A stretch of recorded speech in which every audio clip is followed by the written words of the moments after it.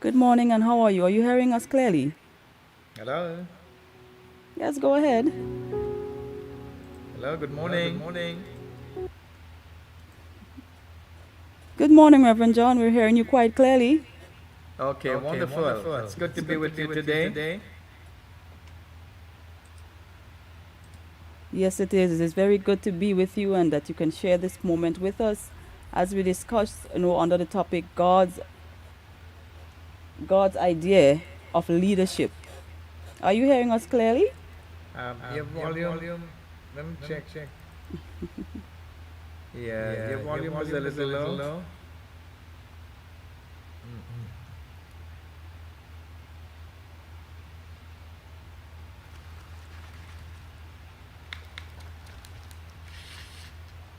Hello. Yes, I'm here. Okay. Right. So today we're discussing Leadership Plus, and according to today's text, we learn that leadership is not an event, but it's a process. And the process is not only for a day, but leaders are to continuously evolve and develop themselves. And given our current situation in the world, we know that there is a great need for equipped leaders. Leaders must be equipped and ready for the task at hand. And today we're discussing God's call for leadership, or God's call to lead. As such, could you tell us if leadership is a God idea? Is it a God idea? Precisely. God has called us to lead. As a matter of fact, we learned from some of our previous discussions that God has given to us the power to lead, to take dominion over the earth, and to influence what's happening on earth. And you remember in Genesis 1:26 it says, "Let us make man in our image and let them rule." And the concept there is one of giving leadership to the world, giving direction, and making decisions that will impact and influence the world. And so we are born to lead. Consider this. The first description of mankind in the Bible involves leadership. God designed us to lead, to have authority, and to take dominion. And according to Genesis 1:26 to 31, you and I were born to lead. God said, "Let us make man in our image, in our likeness, and let them rule over the fish of the sea and the birds of the air and over the cattle and all the earth and over every creeping thing that creeps on the earth." So that's our primary function when God created us, and He make us co-creators, co-designers, co-regents with Him. And so, being made in God's image means we're created to lead. So that's a fundamental issue that we have to make clear and to affirm. God give humans authority over the whole earth.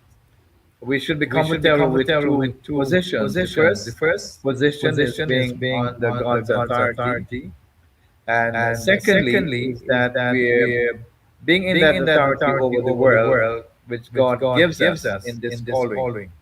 And so we have to discover and we have to appreciate. And sometimes we abdicate that responsibility because we truly do not understand the purpose for which God created us, the purpose why we are placed on this earth. So He gives us the ability to lead, He gives us the authority, and we must have the ability to do that.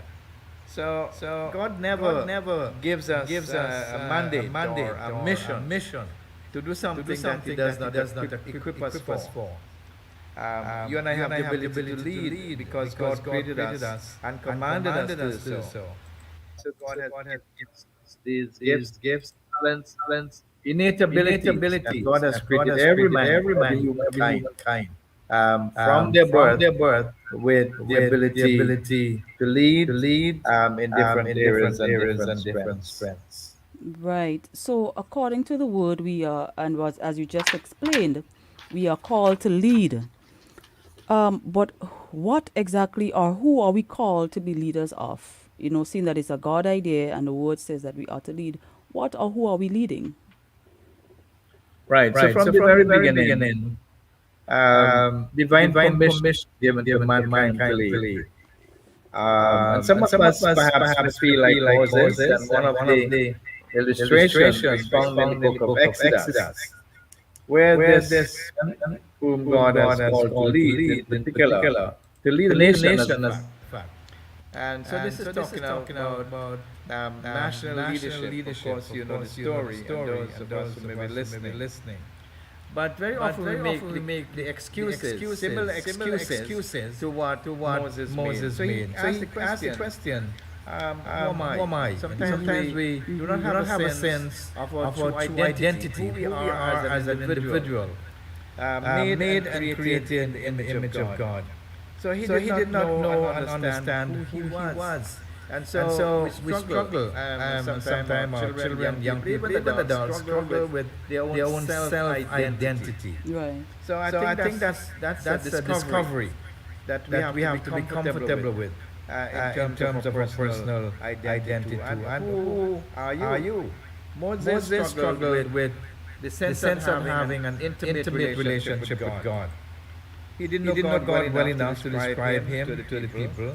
And so he asked God, whom shall I say to the people, who are you? He couldn't explain to the people that God was sending him. God says, I am who I am. I am everything. So God gives himself at our disposal to provide the leadership that He imparts to us. Right. So God has given us authority to lead, and He has entrusted us with power to lead. Why would God do that? Why did He, what's His purpose in giving us leadership Right. power? So that's God's primary purpose for mankind. Favorite writer, speaker, John Maxwell, always said everything rises and falls on leadership. And that's a fundamental premise. Um, so we tend to make excuse about the ability that God gives us. So one of the other excuses that Moses made was, what if they don't listen to us? Yeah. Moses struggled with intimidation. And well, listeners, do you sometimes feel intimidated by the people you seeking to lead, or you're not certain about your ability to lead this people? The same way, that's how Moses felt as well. He worried about people's reaction to him. God's response, when I'm finished, they listen. Trust me. God prepared. Remember now, this preparation stage was for many years. You know the story very well. 40 years. It doesn't have to take that long with us. But those of us in this generation, Yeah. to get our attention, Yes. and to prepare us. Hopefully it takes 5 years or 10 years the most. To prepare us for the task that He has called us to. Yes. So he was afraid of going back to these people to tell them what God said to him. And then an excuse that we tend to make. He says, I've never been a good speaker. I'm sure that's a popular excuse. Yes. I can't speak well. I cannot articulate what I believe. I cannot explain in details. But God says, who made your mouth? That's right. And God has a forget sense that. of humor. Eh? He has a We sense forget of that humor. very often. That God is the creator of your mouth and your voice and your lungs and all the capacities Yeah. that are necessary to speak. Mm-hmm. And so he struggled with inadequacy. So he struggled with identity, intimacy with God, intimidation, and now his own inadequacy. Who would follow him if he couldn't speak well? God's response, yes, you made your mouth. I'm the source of your gifts. I'm not sure what is your excuse today. for not doing what God has been speaking to you about. Mm-hmm. Perhaps you might look at your size. You probably don't think you tall, dark, and handsome, or you elegant, or you have the shape and all that will look more physically. Yes, it's true. Because remember how that was dealt when God sent Samuel to choose a king. Yes, And when yes. the first sons of Mm-hmm. Jesse came out, and all these handsome guy, Samuel said, yes, man, it must be one of these. God said, no. The Bible says he does look at the appearance. So Right. do not be intimidated Mm-hmm. and feel inadequate because of how you may look, how you may sound, your accent may not be the same of another culture. We talked about culture last week, Mm-hmm. and people may not clearly understand your pronunciation or enunciation That's true. from our English teachers. So we seem to have a feeling of inadequacy. And then you start to say, well, since I'm not really that good, find somebody else. How often we pass on the responsibility that God gives us and try to pass it on to other people. So there was a sense of inferiority with Moses. He compared himself with others and felt that others were more competent than him, and he felt and God said, okay, I'll give you some help, of course, but you're still the man, you're still the leader. You cannot abdicate your responsibility. I'll send Aaron with you, fine, but remember, I'm the one still calling you. And so the question for reflection, even as we pause on this discussion, what excuses do you have for not leading well? What do you have? What do you believe God's response might be? That's a question for reflection, because that's the purpose of this discussion. It's not only for information, Right. but it's to internalize the material Mm-hmm. and also to implement them.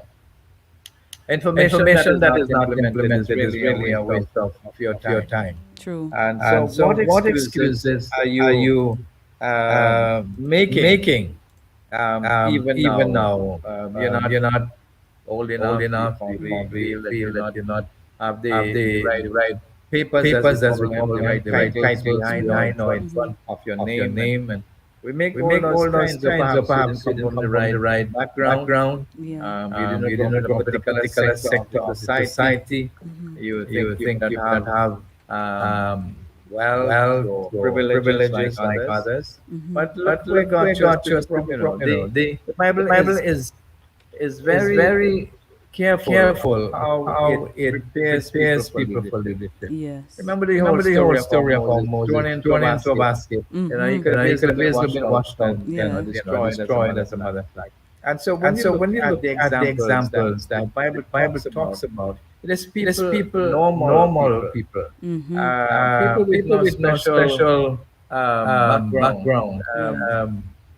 They thought that David was just a shepherd boy, taking care of sheep. And the other illustrations that we have in Scripture seem to suggest that God capitalizes on people who we may think are not important. Yes. Because God's view of man is not necessarily external. Mm-hmm. And as we know, always look at the inner heart of people. And that's how he chose people to follow him. Mm-hmm. So leadership is influence. I'll just give you a quote from one of the famous books on leadership. J. Oswald Sanders, perhaps one of the first books on leadership that we have read. He says leadership is influence. Mm-hmm. Nothing more, nothing less. It is about influencing others in a worldwide cause. It is not dependent on titles or positions. It is dependent on someone catching a vision from God and pursue that vision. Mm-hmm. It happens to every organization at one point or another, especially when there's no system or plan. But in those times, there is no exception progress. Today, many regions of the world are crying for godly, effective leaders The leader must earn the right to lead, and others choose to follow. So those are just some pointers. So what excuse are you making? Are you concerned about your identity or your intimacy with God, your inadequacy, your feeling inferior? And those are some natural responses. But God always sends the bright help, like you said, Aaron, of course. Mm-hmm. I think once you determine that you're going to obey and respond to God's call upon your life, He's going to send the resources that you need. Yes, that's one of the accounts that I always think about, the power and the divinity of God. He spoke to Moses, he prepared him, and then he spoke to Aaron. He brought the help that he needed. So we really have no excuse when God calls us, to lead, that we should go forth with what he has called us to do, right? Absolutely. And so there are some basics for effective leaders. Mm-hmm. First of all, the perceive a need. As you look your circumstance, we look at the environment in which we live and work. Mm-hmm. What is one need that jumps out of you? Of course, we cannot meet every need. So it is going to be important to select a specific need that you can respond to. And so you do your background checks, you do your research, you do due diligence Mm-hmm. of what it is that God has prepared you for. Yes. The same way God prepared Moses to lead a reckless group of people. God has been prepared all along for this season of life, for this season of time. What experiences has God exposed you to? What training God has given to you? What sphere of influence God has put you in? And so within the context of those situations, you seek to identify a need that God himself can fulfill. For example, we have examples in Scripture. Othniel, he prevailed against the enemy and brought 40 years of peace. Other examples. When leadership is pure, it starts with a need. And when you try to carve out a particular need, when you understand that the experiences, training, resources that God, it complements and can respond to the need that you have identified. And so you have to be realistic with identifying a need, and sometimes we have to ask for help. Sometimes we're not very good at that.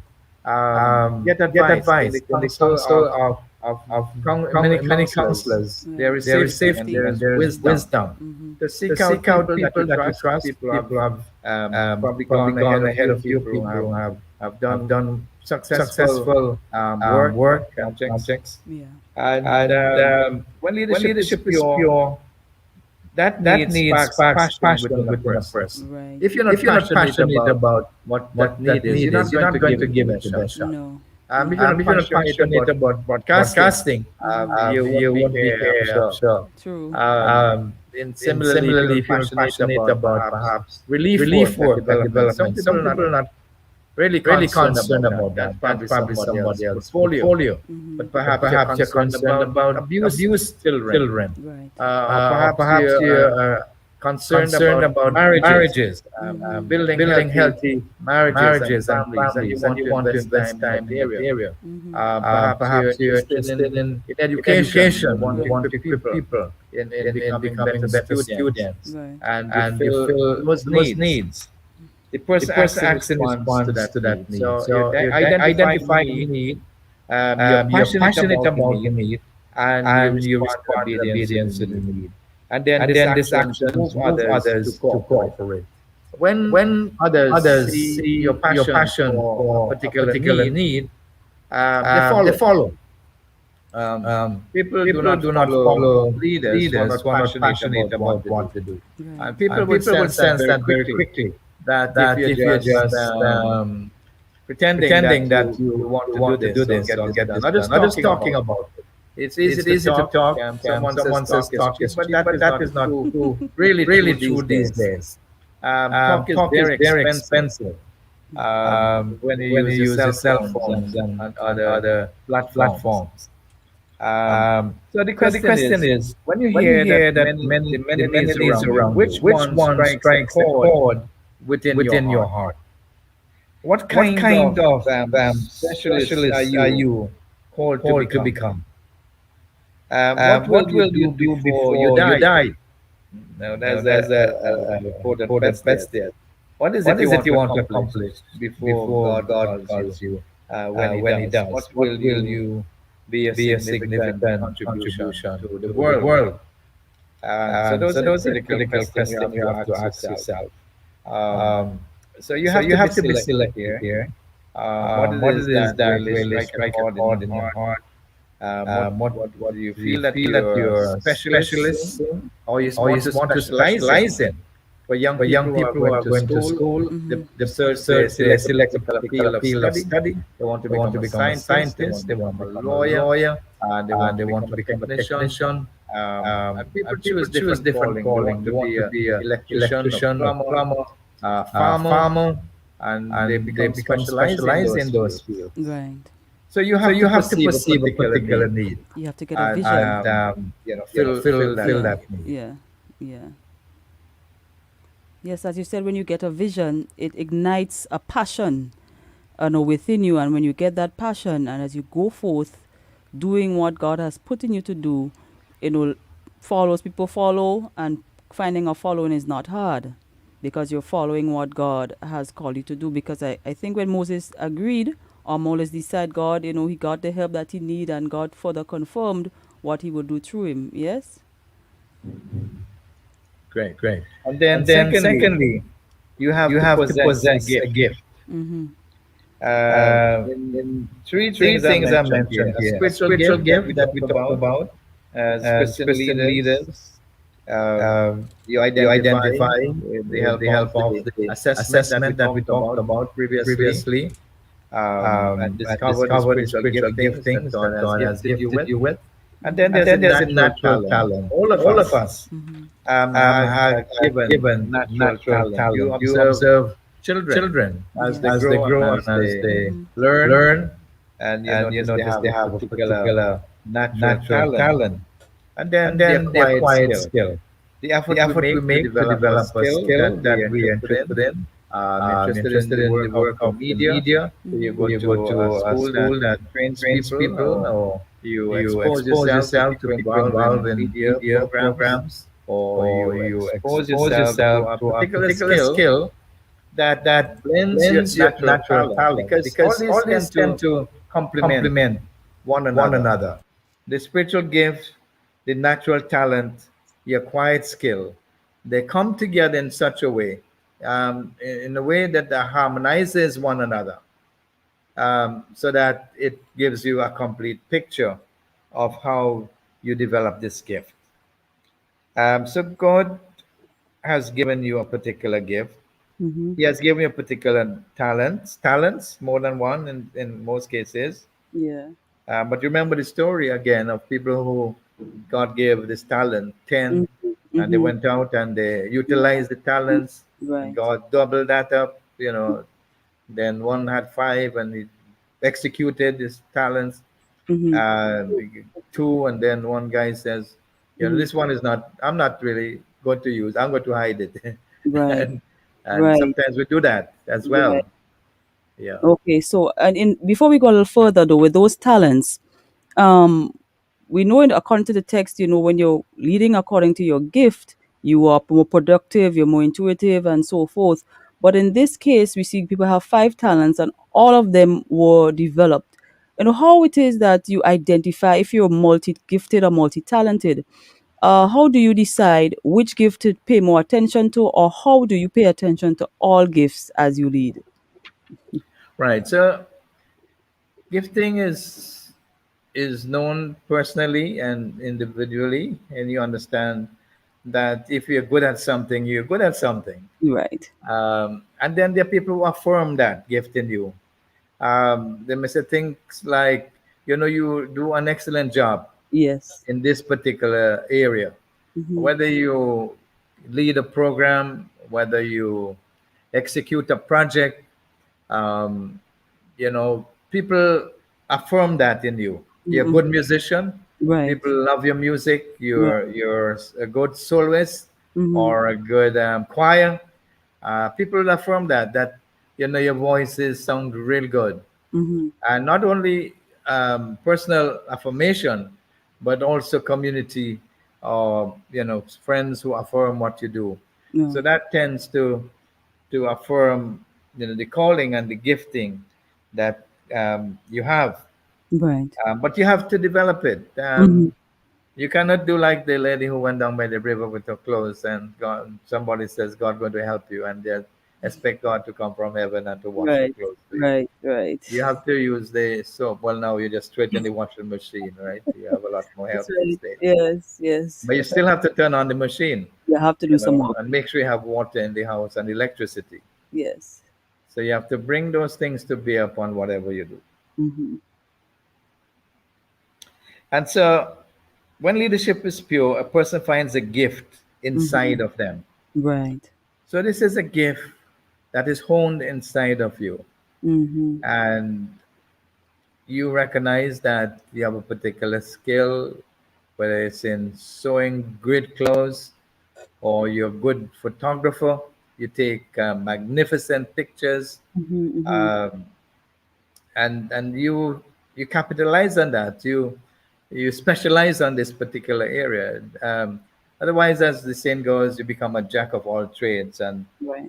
master of none. So you have to focus. You have to determine a particular area of Can you skill. can you define pure leadership for us? Exactly what is pure Right. So leadership? pure leadership is when you align yourself with what God's purpose is for you.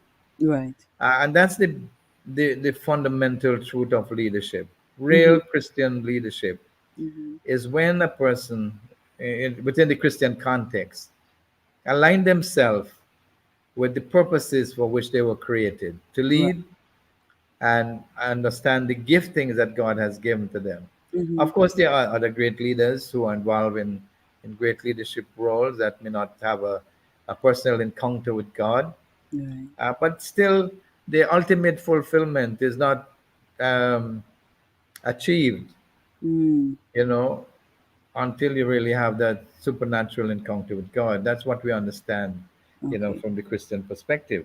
Yeah. So we groom and develop this gift Mm-hmm. that God has given to you. So unless you identify the gifts, you don't know what to groom Hmm. and you don't know what to develop. Um, it's like the farmer if he doesn't know what he's planting, he can't be thinking that he's planting corn and putting peas into the ground. He's going to have a different kind of crop. Um, just as a simple illustration, you have to know what you're planting in that case and what you expect to reap from it. So you have to grow and develop that gift. And then that gift provides a sphere of service for you. As people observe your strengths and your talents and the giftings, you'll be asked to fulfill roles of service. Um, People will not ask you to become a guest artist if the only place that you sing well is in your bathroom. They would have had to see you in a public arena and a public space and see that you have a natural gift and you have honed the skill and you've done some voice training, you have acquired a particular gifting for music and singing. And Mm-hmm. it's not just you're just croaking, but you have a particular gifting in music. And so that provides a sphere of service for you. People ask you to function in a particular role that they Mm-hmm. know that you have gifted. They provide a platform for influence Right. because you have acquired these gifts and skill, and you're given platforms. Right. People, your phone would ring, Mm-hmm. or you get an email or WhatsApp message, and they'll ask you, to be involved in particular things. Mm-hmm. So you become a person of influence, Right. and that's what God has created us for. and they flourish because our lives flourish Right. because of the utilization of the Mm-hmm. gift or Right. gifts that God has given to us. Right. And as you flourish in the gift that God has given for his glory and for his kingdom, leaders are to be mindful that none of the glory goes to us. We must be constantly aware that it is for God, as for his kingdom, and it's for his doing, and that as we lead, to establish his kingdom here on earth. Absolutely. Mm-hmm. And so, thirdly, we have to parade a passion. Mm-hmm. If you're passionate about something, others will see it. Mm-hmm. Um, when an outward need and an inward gift match, the leader often follows by becoming consumed with a passion. This passion is compelling to others. The leader can't help but share it with those who want to get involved. Um, and there are many examples of how that happens. Um, there's a sense of conviction, there's a burden um, that is upon your heart that you cannot get away from. You may try to run from a particular burden that God has Yes. placed upon your heart, and unfortunately, you probably go around the walls of Jericho many times, or unfortunately, hopefully not go around like the three children of Israel 40 years. You don't want Mm-hmm. that to Mm-hmm. catch up with you. Mm-hmm. Um, so you parade a passion. People, you don't wear your passion on the sleeves of your dress or your shirt. No, it's It in it. is an inward passion. Mm-hmm. Mm-hmm. And the moment people meet you and have a conversation with you, That's right. that's what you're passionate about is the topic for conversation. Mm-hmm. Mm-hmm. Mm-hmm. Um, they know right away that that is what you're going to speak Yes. about, that is what Yes. you want to communicate. Mm-hmm. And people will take different area passion. They're passionate about different things. Some Yes. people are passionate about gardening, so Yeah. they will talk about the kinds of flowers, how Mm-hmm. to grow the orchids, Mm-hmm. how to make your grass look greener in Yeah. the dry season Mm-hmm. when that comes, how to grow your palms because they Yeah. are passionate about gardening. Mm-hmm. People are passionate about catching a particular kind of fish. They would tell you what kind of bait or what Right. kind of equipment to use to get the best kind of fish around you. And Mm-hmm. that's their life. They Yeah. wake up 4 o'clock in the morning and they go on fishing. Mm-hmm. Nobody have to say wake up out of bed. Yes. Yes. And so most leaders, they tell us they wake up 4 o'clock in the morning Yes. uh, and have a jump start of 4 hours of preparation, contemplation, reflection before they go out and face the 8 hour day job or 10 hours as some of you may have. Mm-hmm. So yeah, passion makes up for lack of resources. When you're passionate about something, we may not have all the resources, but Mm-hmm. resources follow passion. Right. Very important. That's true. Yes, Mm-hmm. yes. People give to if they see you're passionate. I Mm-hmm. just probably just reflect upon our own experience to St. Vincent. Right. We didn't have a clue Mm-hmm. how the resources are going to be met Right. for taking a team. Mm-hmm. And because it's recent, we will talk about it. Right. But we were passionate about it, the whole team, all the men in particular. Yeah, it was a team of men, who are going to do real hard physical work. But each of them, in their own way, Mm-hmm. were very passionate about, going to help another island. Right. And people gave. I mean, just as we would say, out of the blue, but we know it's not out of the blue. It's God who provided. Definitely. Provided favors, from people that we perhaps didn't even know at that Mm-hmm. time, but would Mm-hmm. call and say, "We hear, we have heard that this is a mission, and we like to give." So resources follow a passion. So, would you say that, because the passion that we have, it will be influenced by God Himself? He would influence that passion to more or less fulfill the purpose that He has placed us for on earth. Would you say that? Exactly, because in the first place, it's God who gives you that passion. Right. We cannot generate the passion in our own self, Mm-hmm. but God gives that innate passion, and He brings the need to complement with the passion He has given to you. He adds the resources to Mm. meet that need. He brings the people around you to Yeah. fulfill that passion. Mm-hmm. And so at the end of the day, the mission is accomplished. Right. We have actualized the vision Mm-hmm. because it is a God sent passion Mm-hmm. and a And God felt mission in your heart. so what about those passions? Sometimes, most times you get a passion and you can probably see something similar around you, that someone may have done similar before. But what about the times when that passion is not similar to anything you've seen before or felt before? How are you sure that it's of God, and how do you go forward with a passion that for something that you just may not have seen around or in your circle or environment? Great. So, and this takes time Mm-hmm. and self-evaluation as well. Remember when Nehemiah, for a biblical example, Right. wanted to go out, he felt that his task was to rebuild the walls, Yeah. but he Mm-hmm. didn't jump in the task the next day. Mm-hmm. In the biblical reference, the 4 months, just praying about it, Right. not even talking to anybody about it. Right. Mm-hmm. And so when God puts a desire on your heart, it's not the first thing to go out and to tell it to somebody else, but rather to talk to God Talk before to you it. talk to men Right.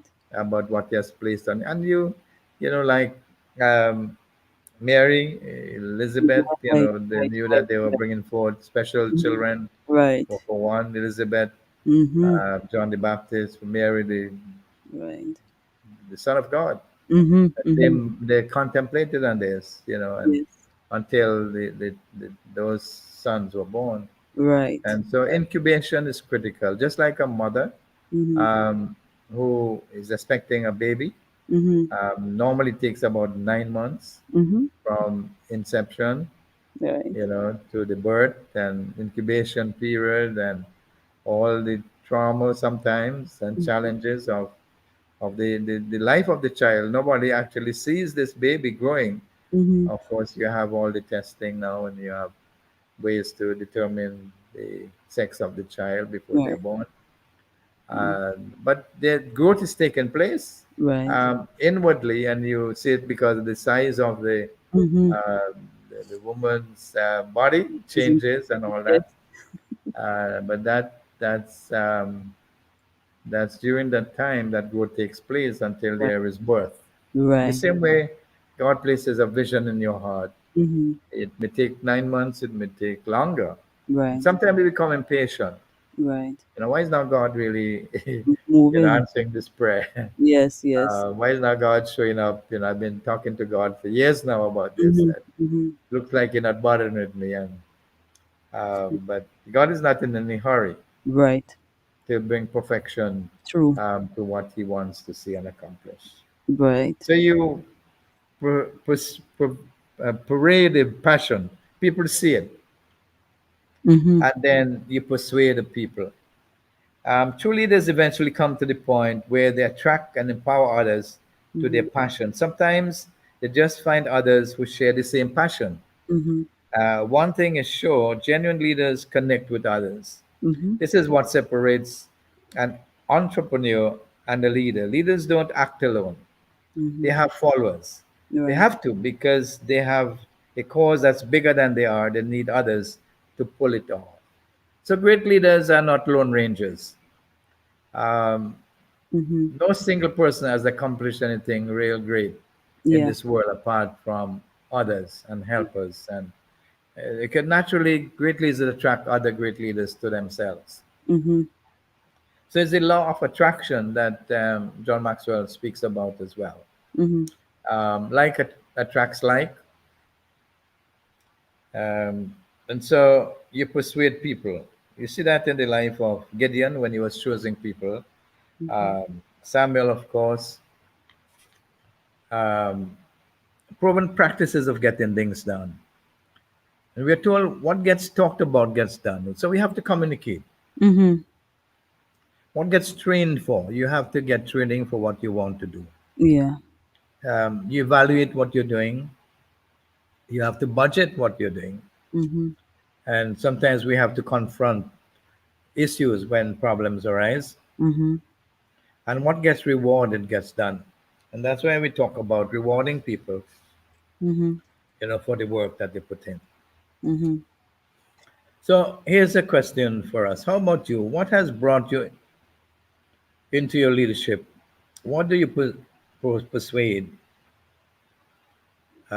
What group of people do Mhm. you persuade? Is it the young people? Is it Mhm. children? Mhm. Is it middle ages? Is it elderly, retired people? Mhm. So you have to determine your sphere of people that you want to impact and influence as well. And then, fifthly, you have to pursue a purpose. Right. A final observation is that you have to pursue the purpose. You cannot uh, just imagine that the vision is going to happen. Right. Right. You have to be relentless Mhm. in pursuing your purpose. Mhm. You cannot just wake up and think that this is going to be done without effort. And so we perceive a need, we possess a gift, we parade a passion, we persuade the people, and then they pursue a purpose. Those are five critical things Right. for our discussions today as we look at a call to Mhm. leadership. Right. Good. We thank you so much. Ladies and gentlemen, we're listening to Leadership Plus here on 103.1 FM. And we're here with Reverend John Lewis, Brother John Lewis, Reverend John Lewis, under the topic God's Call to Lead. And we've been discussing leadership, different types of leadership, identifying your gift, and being a leader that is, passionate about what God has called you to do. There is a question here from a listener. It said, "Is it true a leader looks for their replacement? Is it true a leader looks for their replacement?" Absolutely. It's an issue of succession of leadership. And a wise leader will always look for a successor for the legacy Mm-hmm. or continuation of the field of work that they are involved in. Um, if there's not a successor, there's really no great success. After you may have spent 30 years, 40 years in a particular field of work, and at the end of the day, there is not a successor. Um, I'm not sure how we can clearly define our role as leaving a legacy Mm-hmm. for the next generation. Right. And so that's a critical issue for reflection and how you deliberately do that. Um, you bring younger people alongside you. Mm-hmm. That's why our training program is so essential and important, that we bring younger people alongside you that can actually provide leadership for your organization, Mm-hmm. for your business, for the context in which you lead.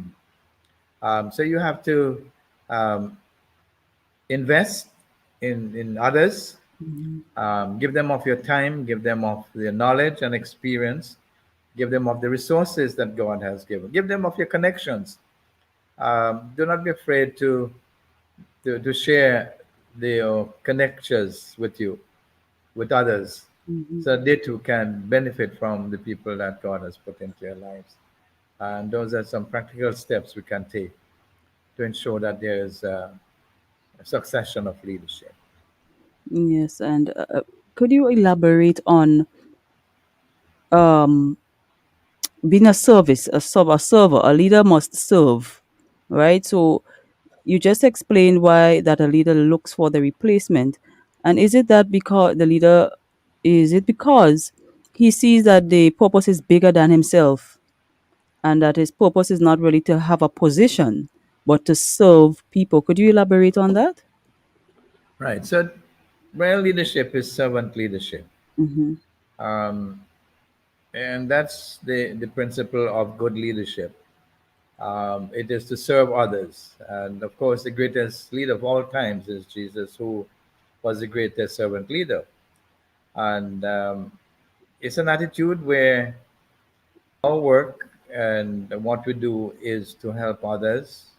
So it is other centered rather Mm-hmm. than self centered. And as we express that, as we demonstrate that and role play that for others, it catches on. And so people observe you as a leader. You may not realize that people probably watching or looking at Mm-hmm. you in terms of how you lead others.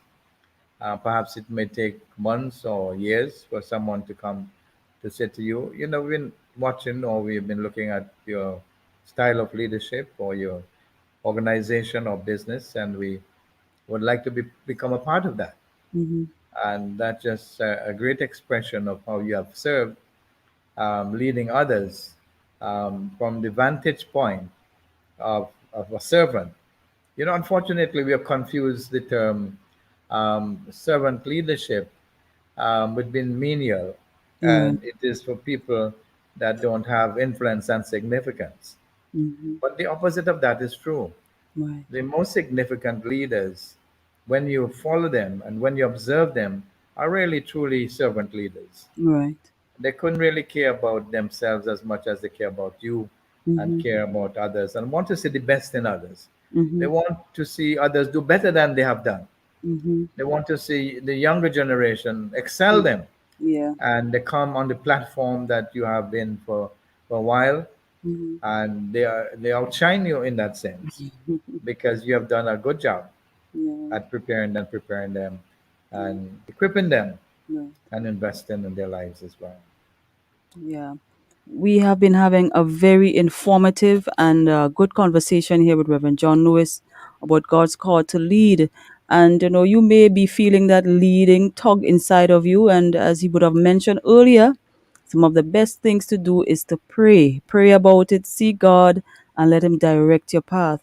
As we're about to end today's program, Reverend John, is there anything else you would like to add to our discussion? This is a world in crisis, Mm-hmm. and even our own little island of Grenada, um, there's a lot of folks are praying for the nation and the nations of the Caribbean and the world at large. And we have to take the leadership in prayer and mediation and intercession. Because, as you know, prayer is the greatest tool that we have access to and is available to us because this is a divine connection with God who can take our feeble prayers Mm-hmm. and answer them. When we listen to the news and the news of death and illness across the globe, and we're impacted because we know someone or we know a friend or someone who have been impacted by this. We have to rise to the call to lead in these times of sorrow and grief, sadness and loss, and give words of wisdom.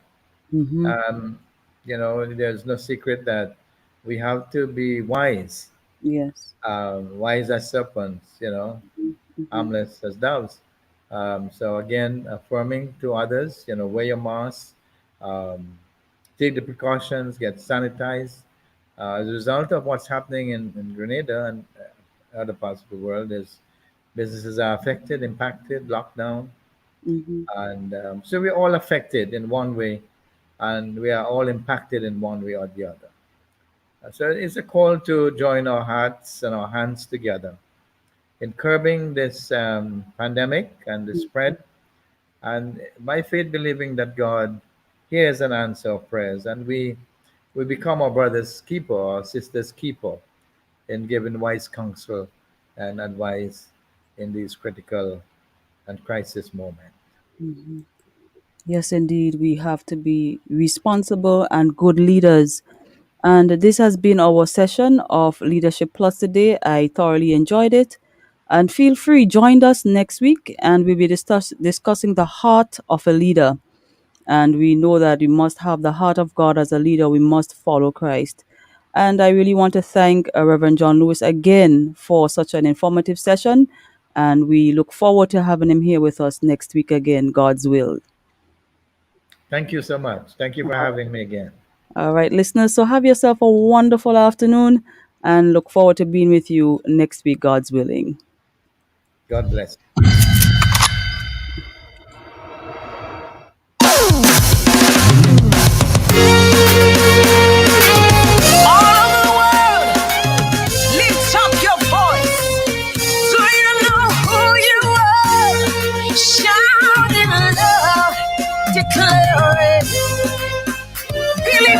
Come on, let's go. We are a chosen generation. We've been called.